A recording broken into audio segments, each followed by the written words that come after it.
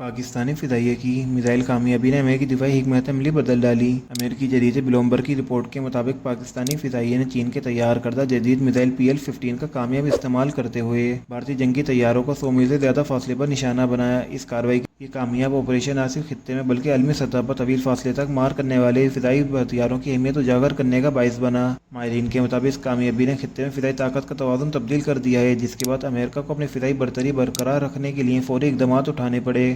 Pentagon کی ایک حالیہ رپورٹ میں بتایا گیا ہے کہ چین نے 2023 میں PL-15 کو عملی طور پر فعال کر دیا ہے، جو PL-15 کے جدید ورژن ہے تقریباً 400 کلومیٹر یعنی 248 میل دور تک اہداف کو نشانہ بنانے کی صلاحیت رکھتا ہے۔ پاکستان کی کامیابی کے جواب میں امریکی فضائی اور بحریہ نے لاک ہیڈ مارٹن کے خفیہ منصوبے AIM-260 پر کام تیز کرنے کے لیے مالی سال 2026 میں $1 ارب سے زائد کی فنڈنگ کی درخواست کی ہے۔ یہ میزائل، جسے جوائنٹ ایڈوانس ٹیکٹیکل میزائل بھی کہا جاتا ہے، خاص طور پر اسے F-22 اور F-35 طیاروں کے اندرونی ہتھیاروں کے خانوں کے لیے تیار کیا گیا ہے۔ مستقبل میں اسے F-17 اور F-15 اور بغیر پائلٹ کے جنگی طیاروں کے ساتھ بھی مربوط کرنے کا منصوبہ ہے۔ امریکی فضائیہ کے مطابق پاکستان کے PL-15 کے کامیاب استعمال نے یہ واضح کر دیا ہے کہ فضائی برتری کو چیلنج کرنے کے نئے خطرات اب حقیقی صورت اختیار کر چکے ہیں۔ ان خطرات سے نمٹنے کے لیے زیادہ مؤثر جدید میزائل کی تیاری ناگزیر ہے۔ دستاویزات سے پتہ چلتا ہے کہ امریکی فضائیہ نے میزائل کی تیاری کے لیے $368 ملین اور اضافی $300 ملین کی درخواست دی ہے، جبکہ نیوی نے $301 ملین مختص کرنے کا مطالبہ کیا ہے۔ یہ نیا میزائل موجودہ AIM-120 ایمرام کی جگہ لے گا، جو 1993 سے استعمال میں ہے۔